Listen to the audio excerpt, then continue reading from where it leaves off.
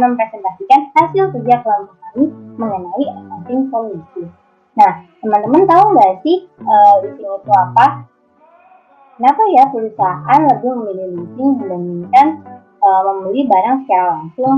Nah, daripada makin penasaran, yuk kita bahas. Jadi, lease atau sewa adalah perjanjian kontraktual antara lessor dengan lessee yang memberikan hak kepada lessee untuk menggunakan properti tertentu yang dimiliki oleh lessor untuk jangka waktu tertentu. Nah, PSAK yang berlaku adalah PSAK 33 yang efektif per 1 Januari 2020 menggantikan PSAK 30. Nah, dari definisi tersebut teman-teman pasti penasaran dong, siapa sih lessor, siapa sih lessee? Nah, ternyata lessor itu adalah pemilik aset tetap atau yang menyewakan. Sedangkan lessee adalah pihak yang meminjam atau penyewa. Nah, bidang apa aja sih yang disewakan? Yang pertama itu ada information technology equipment. Yang kedua ada transportasi. Transportasi yang disewakan biasanya mobil, truk, pesawat, dan lain sebagainya. Yang ketiga ada construction. Yang keempat ada pertanian. Nah, jadi perusahaan itu kan memiliki kebutuhan untuk aset tetap, misalnya mesin, kendaraan, dan lain sebagainya. Tapi perusahaan itu harus memperhatikan cash flow untuk menghemat kas perusahaan. Maka, leasing dapat menjadi salah satu alternatif pembiayaan bagi perusahaan untuk pemenuhan kebutuhan aset tetap. Selanjutnya, nah, teman-teman kan udah tahu nih siapa lessee dan siapa lessor. Nah, tapi teman-teman penasaran dong, apa sih keuntungannya leasing bagi pihak lessee dan pihak lessor? Nah, yang pertama kita bahas adalah di bagian pihak lessee. Yang pertama itu ada 100% pembiayaan dengan tingkat bunga tetap. Nah, perusahaan ini kan menyewa, itu berbeda dengan perusahaan yang membeli barang secara langsung. Kenapa? Karena kalau beli barang secara langsung kan kita harus bayar DP. Tapi kalau leasing itu perusahaan nggak perlu membayar DP, tapi sudah bisa menikmati aset yang kita sewa. Nah, pembiayaan sewanya pun akan tetap setiap tahunnya. Yang kedua itu ada perlindungan terhadap keuangan aset perusahaan. Yang ketiga itu ada fleksibilitas. Dan yang terakhir, pembiayaannya akan jauh lebih murah dibandingkan membeli barang secara langsung. Yang selanjutnya, apa sih keuntungannya leasing bagi pihak lessor? Yang pertama itu ada memberikan margin bunga yang menguntungkan. Yang kedua, dapat merangsang penjualan produk lessor. Yang ketiga, sering memberikan manfaat pajak kepada berbagai pihak dalam sewa. Yang keempat, dapat memberikan nilai sisa yang tinggi kepada lessor. Selanjutnya, jadi leasing itu dikategorikan menjadi dua, yaitu ada operating lease dan capital lease. Nah, kalau operating lease itu diakui sebagai sewa, sedangkan capital lease itu pendanaan propertinya terkait dengan hutang. Tapi apa sih bedanya operating lease dan capital lease? Nah, kita bahas dari operating lease dulu ya teman-teman. Yang pertama itu sewanya jangka pendek atau kurang dari 1 tahun. Yang kedua, alat dapat digunakan oleh penyewa, namun aset dimiliki oleh pihak yang menyewakan. Oleh karena itu, tidak akan terjadi transfer ownership di akhir masa sewa. Yang keempat, pemeliharaan alat biasanya dilakukan oleh yang menyewakan atau dilakukan oleh lessor. Nah, yang kelima itu ada penyajian dalam laporan keuangan. Diakui dan disajikan sebagai beban sewa dalam laporan laba rugi. Nah, karena diakui sebagai expense, maka tidak ada pencatatan aset, utang, dan biaya depresiasi. Sedangkan di capital lease, sewanya itu jangka panjang atau lebih dari 1 tahun, dan ada kemungkinan transfer ownership di akhir masa sewa. Kemudian, terdapat transfer resiko dan manfaat kepada penyewa atau lease. Jadi, nggak seperti operating lease yang ditanggung oleh lessor, tapi kalau resiko ini ditanggung sama si pihak lessee. Yang keempat itu penyajian dalam laporan keuangan. Yang pertama, adanya pencatatan aset. Yang kedua, pencatatan hutang dalam kontrak pembayaran jangka panjang dan adanya pencatatan depresiasi aset. saya akan menjelaskan tentang bargain purchase option atau BPO. Jika harga option pembelian yang ditentukan diharapkan jauh lebih kecil dari nilai wajar pada tanggal opsi pembelian dapat dilaksanakan, dan opsi tersebut disebut dengan opsi pembelian murah. Menurut definisinya, opsi pembelian dengan harga murah adalah opsi yang diharapkan akan dilaksanakan. Sewa yang tidak dapat dibatalkan dengan BPO dicatat sebagai sewa modal. Accounting for lease with a bargain purchase option. Seringkali penyewa diberi pilihan untuk membeli properti di masa depan dengan harga yang tampak lebih murah dan terjangkau. Nilai saat ini dari opsi pembelian dengan harga murah adalah bagian dari pembayaran sewa minimum dan harus dimasukkan dalam nilai kapitalisasi sewa. Jika perjanjian sewa tidak mencakup pengalihan kepemilikan atau opsi pembelian dengan harga murah, ada kemungkinan bahwa penyewa masih akan membeli aset sewanya selama masa jangka waktu sewanya masih ada. Biasanya, harga beli berbeda dengan sisa kewajiban yang tersisa pada saat pembelian. Namun juga tidak ada keuntungan atau kerugian yang diakui atau dicatat. Selisih antara harga pembelian dan sisa kewajiban ditambahkan dan dikurangi dari buku aset yang diperoleh. Terus ada kriteria kapitalisasi atau lease. Ada 2, transfer ownership test. Yang pertama, jika lease transfer kepemilikan aset kepada lease, berarti financial risk. Jika tidak, maka itu maksudnya operating. Yang kedua, tidak kontroversial dan mudah. Terus yang kedua ada bargain purchase option test.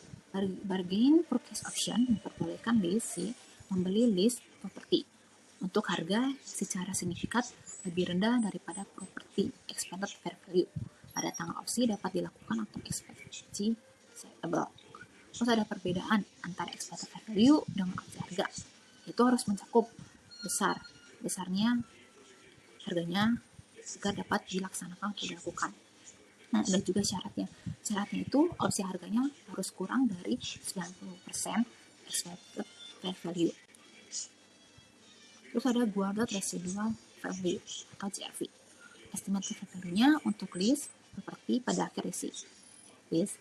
Jumlah tertentu yang akan lease akan bayarkan ke lessor untuk membeli lease properti pada akhir periode lease dari jumlah yang lease garansikan akan lessor terima, baik lease properti yang dikembalikan. Lessor dapat mentransfer resiko atau kerugian ke lease atau pihak ketiganya. Terus ada juga Guarded Residual Value atau URV, yaitu jumlah estimated residual value atau Guarded Residual Value. Terus residual value atau RV yang akan digaransikan pada pihak ketiga tidak masuk dalam minimum lease payment atau MLP. Nah, sekarang saya akan menjelaskan mengenai penerapan leasing. Diketahui PTA melakukan kontrak leasing dengan PTB untuk proyek aset berupa equipment di mana dimulai pada 1 Januari 2020 dengan jangka waktu lease 5 tahun. Kemudian pembayaran lease tahunan 500 juta termasuk biaya asuransi 40 juta. Pembayaran pertama dilakukan 1 Januari 2020 dan selanjutnya tiap 31 Desember. Kemudian PTA memiliki opsi untuk membeli aset tersebut pada akhir periode seharga 350 juta. Kebetulan incremental sama dengan implicit rate itu sama dengan 12 juta per tahun. Kemudian umur ekonomis aset equipment 8 tahun, di mana penyusunan dilakukan dengan metode garis lurus. Kemudian diminta besar MLP atau minimal lease payment. Kemudian membuat schedule of lease payment selama 5 tahun. Yang ketiga membuat jurnal. Yang pertama buat MLP, di mana MLP itu rumusnya present value rental payment tambah present value BPO, di mana bukan 500 juta melainkan 450 juta hasil pengurangan dari 50 juta biaya asuransi. Makanya menghasilkan 2.015.375.000. Kemudian buat schedule of lease payment. Rumusnya telah saya terakan pada atas tabel, namun kita lihat pada akhir periode itu terdapat selisih 55.700. Karena pada akhir periode tidak boleh ada sisa, kita plug in jadi 0, sehingga besar prinsipal sama dengan lease liability. Nah, untuk memastikannya, kalian lihat jumlahkan prinsipalnya apakah besarnya sama dengan MLP. Kalau sudah sama itu berarti sudah benar. Nah, kemudian jurnal pada PT Lesi pada 1 Januari 2020 kita akan memulai kontrak. Makanya rumusnya jurnalnya office asset pada list liability sebesar MLP. Kemudian pembayaran pertama karena ada executory cost atau biaya asuransi tadi maka kita tambahkan executory cost sebesar 50 juta dengan lease liability 450 juta. Kemudian karena kita sudah membayar executory cost sebelumnya, kita bukan tulisnya executory cost lagi, melainkan prepaid executory cost dengan lease liability dan interest expense sesuai pada tabel schedule of payment. Kemudian kita tidak lupa kita tambahkan amortisasi right of use asset, di mana itu merupakan hasil pembagian MLP dengan umur aset ekonomi aset equipment sebesar 8 tahun.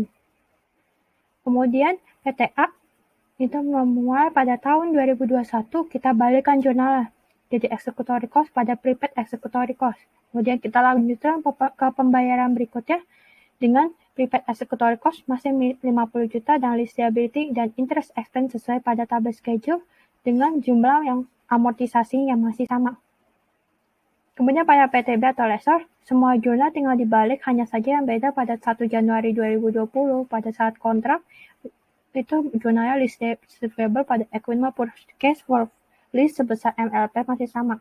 Yang beda karena dia executory cost sudah dibayar sebelumnya, bukan prepaid melainkan deferred executory cost. Kemudian misalkan terdapat biaya notaris sebesar 10 juta, maka jurnal PTB lessor itu pada saat pembayaran deferred initial direct cost sebesar 10 juta, kemudian amortisasinya merupakan 10 juta dibagi umur selama melakukan leasing 5 tahun. Kemudian ada bargain purchase option, di mana bila digunakan dengan depresiasi masih jumlah yang sama. Kemudian pada pembayaran tahun terakhir itu masih sama sesuai dengan tabel schedule, tapi kita tambahkan karena memperoleh equipment, maka equipment pada right of use asset sebesar 8 tahun dikurangin 5 tahun lease, maka sisa 3 tahun, maka 3/8 dikali MLP. Kemudian karena dari sisi lessor, dia terima cash dengan lease receivable dan interest revenue sesuai pada tabel schedule of payment itu. Kemudian bila tidak digunakan pada lessee, masih ada amortisasi dengan jumlah yang sama. Kemudian dengan lease receivable dan lease liability dan interest expense yang sama dengan schedule, dengan right of use asset dari sisa amortisasi, kita kurangkan ketiga itu jadi loss from failure to execute BPO. Kemudian pada PT lessor, karena dia melakukan pengembalian equipment di mana tidak digunakan BPO-nya, maka yang dia terima adalah equipment dengan lease receivable dan interest revenue sesuai dengan tabel schedule. Dalam kegiatan leasing ini, tentu saja terdapat biaya-biaya yang terjadi dalam setiap transaksinya. Yang pertama, executory cost. Executory cost adalah pengeluaran normal yang terkait dengan kepemilikan aset, seperti beban asuransi, pemeliharaan, dan beban pajak. Dalam hal ini, lessor membayar biaya pelaksanaan atau executory cost. Namun, biaya ini ditanggungkan oleh lessee yang dibayarkan bersamaan dengan pembayaran sewa, dan dalam hal ini, biaya executory cost dicatat sebagai beban pajak properti. Dalam jurnalnya, dapat ditulis seperti berikut. Insurance expense dan maintenance expense pada debit dan cash pada kredit. Yang kedua, initial direct cost. Initial direct cost atau biaya langsung awal yang dikeluarkan oleh lessee termasuk dalam biaya perolehan aset hak guna, tapi tidak dicatat sebagai bagian dari liabilitas sewa.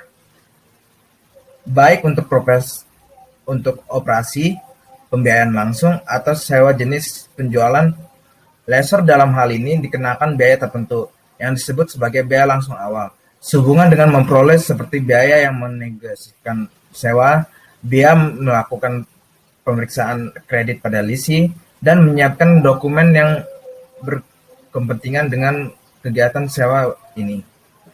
Akuntansi lessor untuk biaya langsung tergantung pada jenis sewanya, yaitu